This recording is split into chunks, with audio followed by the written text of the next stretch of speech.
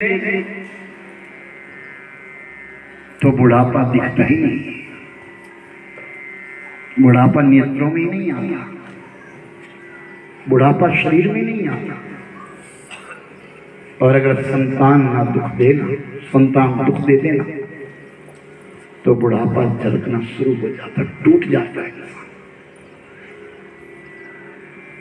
राजा मयूरध्वज ने आज कहा, सुनो ताम्रध्वज, अगर तू मेरा साथ दे तो मैं कोई यज्ञ करूं। ताम्रध्वज ने कहा, पिता करो। आप यज्ञ करेंगे उसका पुण्य मुझे भी मिलेगा, वो पुण्य मैं भी लूंगा।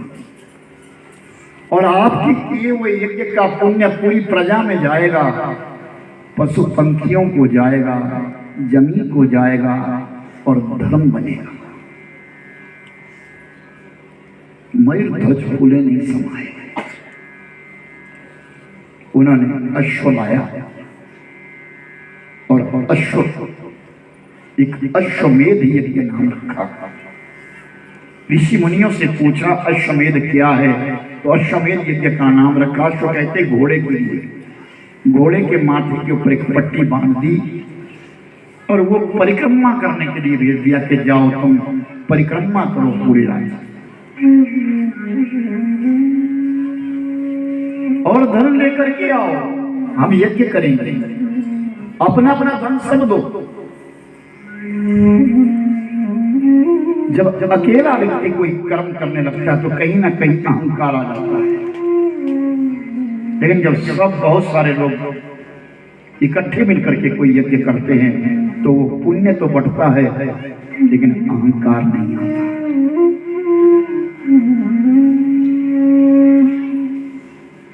तो प्रभुवर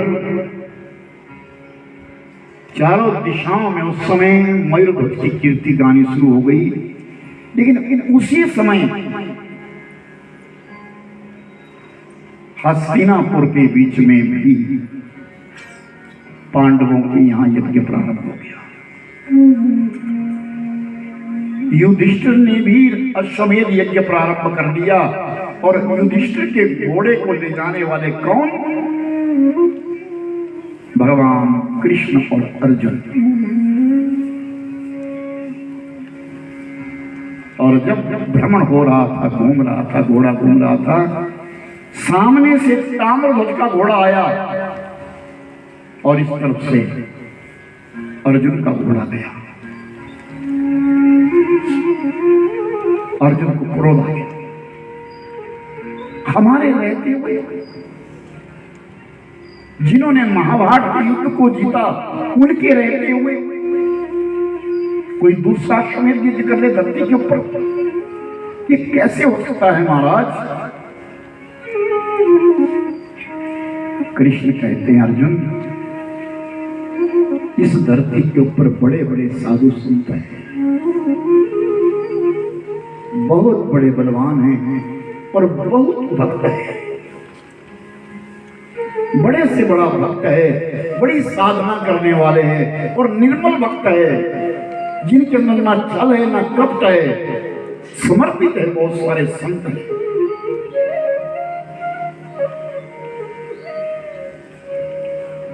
अर्जुन कहने लगा, मैं इस घोड़े को पकड़ लूंगा। नहीं अर्जुन, तुम नहीं पकड़ सकते। लेकिन अर्जुन नहीं माना और अर्जुन ने युद्ध प्रारंभ कर दिया। ताम्रध्वज की सेना और अर्जुन की सेना दोनों भिड़ गई। भगवान के मना करने पर भी अर्जुन युद्ध करने लगा। अहंकार आया है। हमने महाभारत जीता है, हम शिरोमणि हैं, हमने महाभारत को जीता है, हमें ये ताम्रध्वज क्या हराएगा? युद्ध प्रारंभ हो गया। लेकिन भगवान कृष्ण भी चाहते हैं कि अर्जुन का अहंकार खत्म हो जाए। अर्जुन मेरा सेवक है, इसका अहंकार खत्म हो जाए। अर्जुन हार गया।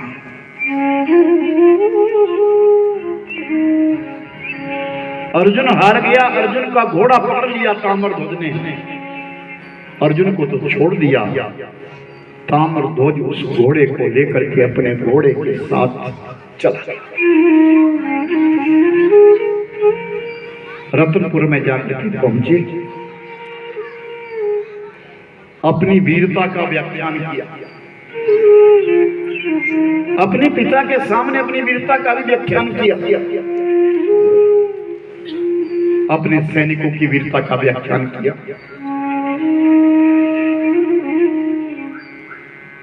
नश्यन्तु देवा स्थितिलोककानि, नश्यन्तु ब्राह्मणा परदुष्टानि, नश्यन्तु स्त्रिया परस्पृमानि,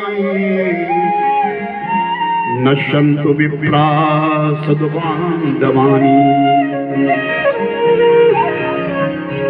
अपमान हमेशा छोड़ देता है।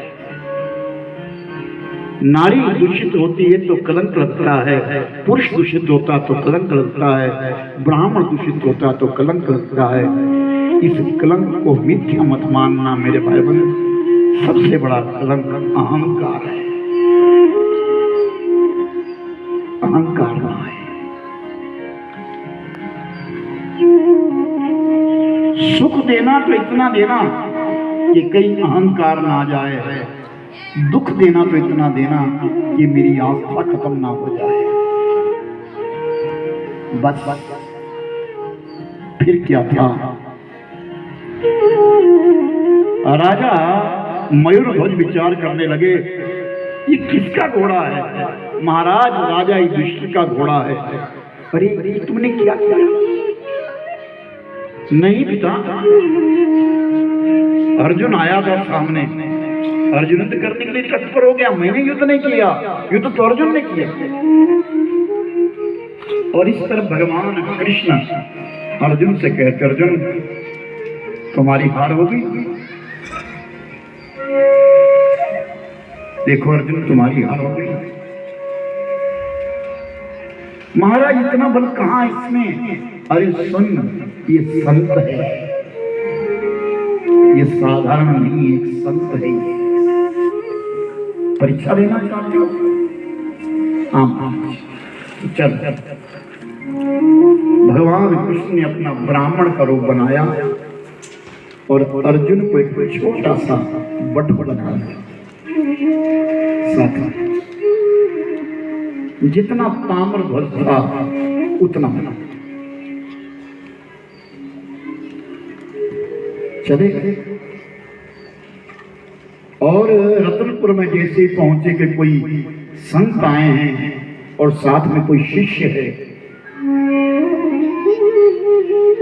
तो राजा मयूरध्वज स्वयं आगमन करने के लिए आए। संतों का मान सम्मान किया। कोई ब्राह्मण है, कोई साधु है, कोई संत है। सूची आसन दिया बैठने के लिए, सब प्रेम से बैठे।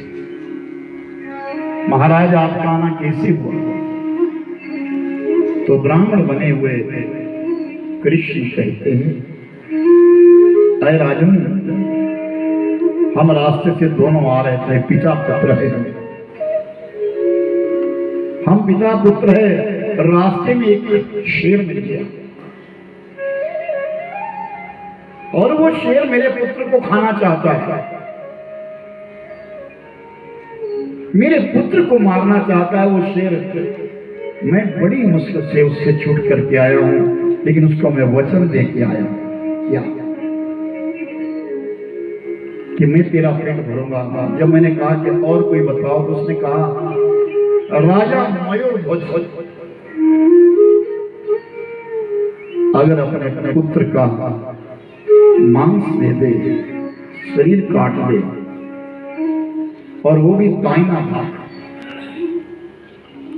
और ऐसे नहीं राजन, एक तरफ पति और दूसरी तरफ पत्नी आरा पकड़ दे और ताम्रध्वज के शरीर को काट दे, तो दाहिना भाग शेर खा ले।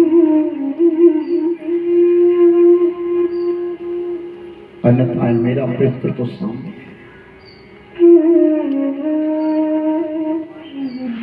मुझे अपने पुत्र को तो फिर देना है,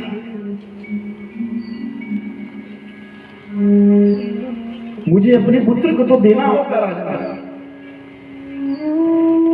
मयूर बहुत विचार करता है,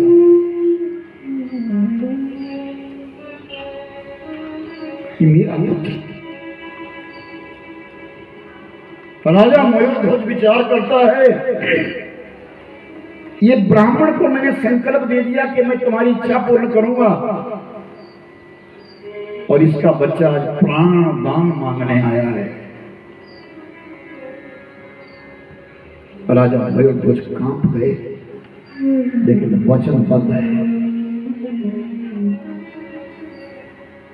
वचन बद्ध। अपनी पत्नी को बुलाया, प्रिय आज हमारे घर कुछ संत आए हैं, उनके लिए अपने पुत्र का बलिदान देना होगा। एक ही पुत्र है ताम्रध्वज, आज्ञाकारी है वो पुत्र ताम्रध्वज। अपने पुत्र से कहा कि जाओ स्नान करो। ताम्रध्वज ने स्नान किया, मस्तक में तिलक किया, सुंदर वस्त्र परिधान किए, आराम मंगवाया गया, और पति पत्नी दोनों सामने सामने खड़े हो गए। और आरा जैसे ही ताम्रध्वज के मस्तक के ऊपर रखा, तो मयूरध्वज की पत्नी ने कहा, मेरे नेत्र बंद कर दो, मैं देख नहीं सकूंगी, मेरे नेत्रों को बंद कर दो। तो एक कपड़ा लाया गया, वस्त्र लाया गया, और आंख बंद थी।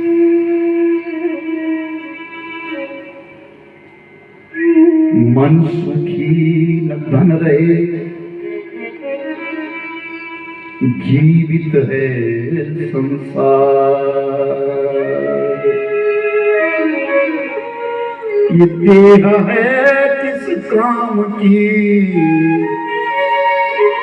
जो न करे किसी जीव का उद्धार।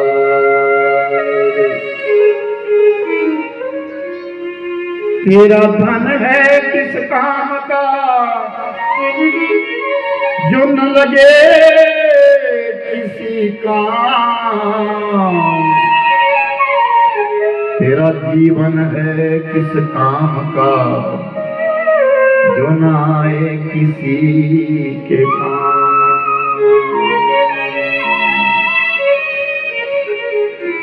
और सामने भगवान कृष्ण और अर्जुन खड़े हैं, जो भेष बदल करके खड़े हैं अर्जुन का अहंकार खत्म करने के लिए। और राजा मयूरध्वज और उनकी पत्नी दोनों ने आरा चला दिया, और जैसे मस्तक बटाना तो बाएं नेत्र से पानी निकलने लगा। ताम्रध्वज के बाएं नेत्र से पानी निकल। ब्राह्मण देवता कहते, रुको राजन रुको, मेरी ये भी प्रतिज्ञा थी कि न तुम रोगे न तुम्हारा पुत्र रोए। अब वो शेर नहीं खाएगा। नहीं महाराज, मेरे पुत्र से आप पूछो तो सही, क्यों रो रहा है? तो ताम्रध्वज से पूछा जा रहा है, ताम्रध्वज प्रतिज्ञा थी कि तुम नेत्रों से आंसू नहीं बहाओगे, खुशी खुशी अपना बलिदान दोगे, तुमने आंसू क्यों बहाए?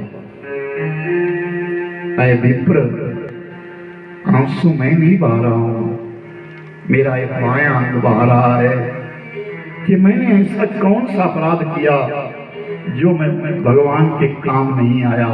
इस दाहिने अंग ने कौन सा दुर्कर्म किया जो आज किसी के काम आ रहा है।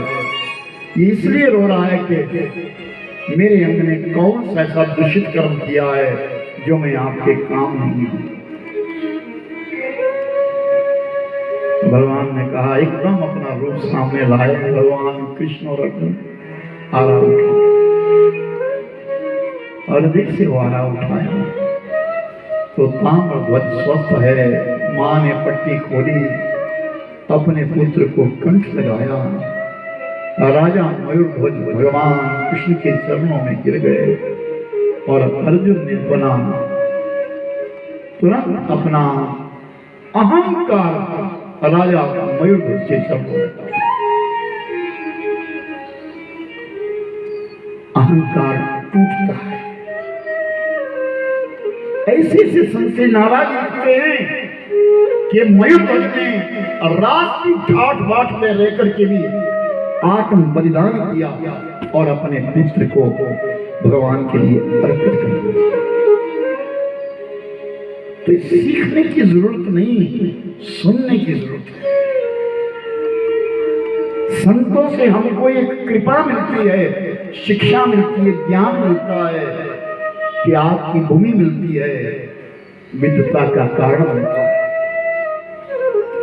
आपकी इस धरती पर बाबा फकीर चंद हुए, गांव का साधारण मानव, नौकरी करने वाला मानव, देखते देखते बाबा बन गए। आप लोगों के हृदय पे ऐसी छाप छोड़ गए। आज लाखों रुपया लग रहा है, श्रद्धा के पात्र बन गए। आपने उन्हें पात्रता देखी उनके अंदर और आज वो सुपात्र बने। भले आज अपने बीच में नहीं है, लेकिन समर्पित तो उनकी शक्तियां तो है, सार्थकता तो है। कोई भी संत होगा, संत हमेशा एक साथ देता है, निर्मल साथ देता है और ऐसा साथ देता है, भाव से, श्रद्धा से साथ देता है।